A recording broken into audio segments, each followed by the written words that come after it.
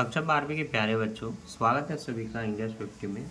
आज हम पढ़ेंगे नए साझेदारों का प्रवेश, जिसमें मैंने इम्पोर्टेंट थ्योरी, अनुपात के बेसिक क्वेश्चन, ख्याति ज्ञात करना और गुप्त ख्याति ख्याति का संयोजन, पुनर्मूल्यांकन खाता, पूंजी खाता, इन सब पर वीडियो बना दी है।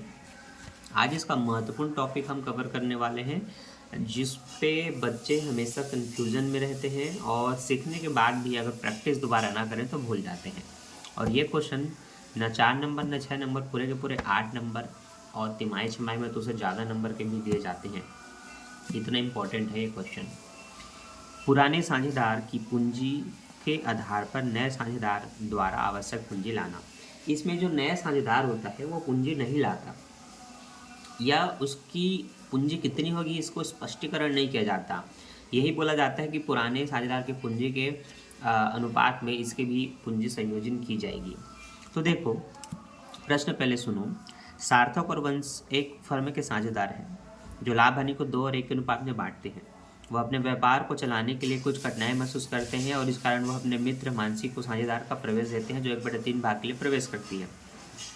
वह 60,000 रुपये ख्याति की लाती है एवं फर्म के लिए आवश्यक पूंजी देगी बोला है। मानसी के प्रवेश के समय सार्थक एवं वंश का चिट्ठा बनाइए भी बोला गया है। अब इसमें पुनर्मूल्यांकन खाता, पूंजी खाता, चिट्ठा, रोकड़ खाता, पूंजी का संयोजन, ये सभी चीज़ें करनी होती हैं। आप सबसे पहले इसका चिट्ठा देखेंगे जो प्रश्न में पहले से दिया रहता है, जो कि कुछ इस तरह से है। पूंजी सार्थक और वंश की 70 और 60,000 रुपये है, 70,000 60,000।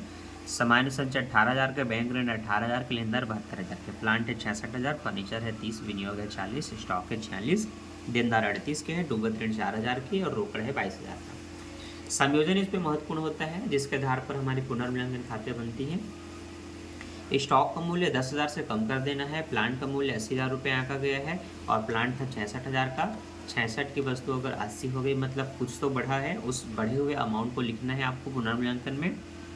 लेनदारों में 3,000 की रकम मांगने के संभावना है, तो 3,000 रुपये मांगा जाएगा, तो ये आपके लिए नुकसान हो गया, समझ लो, देना है। तो 2 प्रकार की कमी है, एक स्टॉक में और एक लेनदार में। अगर पैसा मांगा जाए तो हमारे नुकसान होता है। तो आप देखेंगे प्लांट था 66,000 का, 80,000 से आंका गया, तो कितने का बढ़ा? 80 में 60 गया, 20 में 6 गया, 14,000 की वृद्धि हुई। तो आप देखेंगे 14,000 प्लांट करके समाकलन साइड लिखा है। पुनर्मूल्यांकन खाते में जो चीज़ वृद्धि होती है उसको क्रेडिट में किया जाता है, लिखा जाता है। तो बढ़ा था प्लांट, इसलिए इधर प्लांट को लिखा गया है।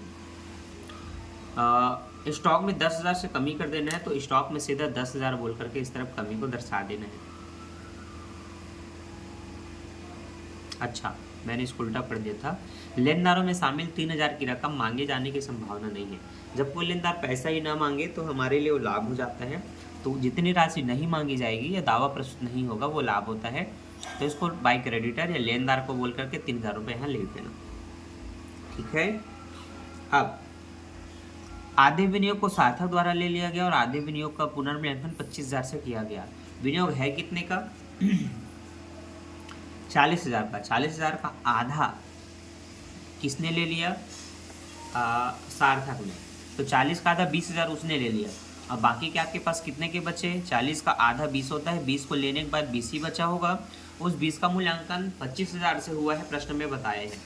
इसका मतलब 5,000 की वृद्धि हुई है, जिसको यहाँ पर लिख दिया गया है, ठीक है। तो पहले प्लांट में वृद्धि, लेनदार में आपकी कमी हो गई और विनियोग में वृद्धि, ये तीनों लाभ हो गए 22,000 के। इसमें से 10,000 कटेगा, 12,000 को बांटना है। तो सार्थक और वंश को जो बटेगा वो 2:3 1 के अनुपात में बटेगा। तो 3 से इसको काटेंगे, 3 चौक 12, और उसी चौक को 2 से गुणा करेंगे तो 4 दूनी 8 और 4 एकम 4, एक को मिलेगा 8,000, एक को मिलेगा 4,000। अब आते हैं यहाँ पर इनके पूंजी खाता में। पूंजी खाता में सबसे पहले शेष लाया गया पूंजी लिखेंगे। तीनों का बनेगा, इसमें याद रहे, विवरण सार्थक वंश मानसी, विवरण सार्थक वंश मानसी, है ना। सार्थक की पूंजी 70,000 है और वंश की है 60,000 रुपये। अभी ये जो लिखा गया है मानसी का, ये गोपनीय है, इसको ज्ञात करना है। कैसे ज्ञात करना है वही बताऊंगा। सामान्य संचय 18,000 के हैं, जिसको बांटा गया तो 12 और 6 निकला है। अब वो भी मैं आपको बता देता हूँ, वरना बच्चे डाउट में रहेंगे। 18,000 का संचय है। इसको 2:1 में बांटना है, मतलब 2/3, 3 छक्के 18, 6 दूनी 12,000, और जो 6,000 निकला था 6 कम 6,000 रुपये। तो ये इस तरह से बटा है 12 और 6,000, इसलिए देखो 1 के में 12, 1 के में 6 लिखा है। ख्याति जो है अब वो इसके द्वारा 60,000 का लाया गया है। कितने हज़ार का? 60,000 का। तो 60,000 की ख्याति को भी अगर हम बांटते हैं ऐसे ही 2/3 करके, 3 एकम 3, 3 दूनी 6, 2 दूनी 4, मतलब 40,000, और फिर 1 से गुणा करेंगे, 2 एकम 2, मतलब 20,000। तो हम कह सकते हैं कि 40,000 और 20,000 में इसकी ख्याति बढ़े। ठीक है। इसके बाद है पुनर्मूल्यांकन से लाभ हानि। 8,000 और 4,000 रुपये का हुआ था, सार्थक को 8 और इसको 4,000। तो इस तरह से जब पूंजी खाता बनाते हैं तो शेष साझेदार जो पहले से हैं उनकी पूंजी, उनको सामान्य संचय जो भी हिस्सा मिलना है उसको बांटते हैं, ख्याति बांटते हैं, पुनर्मूल्यांकन से लाभ हानि देते हैं, और भी कोई अन्य लाभ या हानि बची हुई हो तो उसको भी दे देते हैं। इसके बाद क्या करते हैं, जो उन्होंने लिया है उसको इस साइड दर्शाते हैं, डेबिट साइड।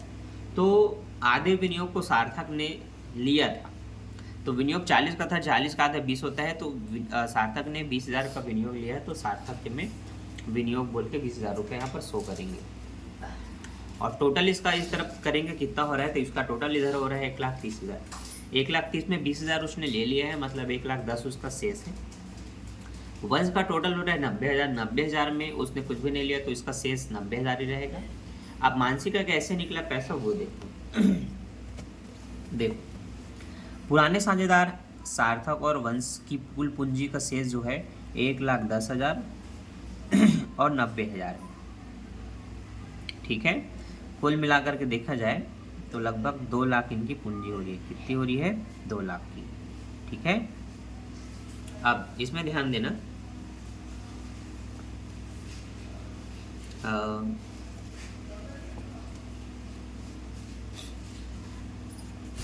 हाँ देखिए, मानसी 1/3 हिस्से के लिए आ रही है। इस समय फर्म का कुल हिस्सा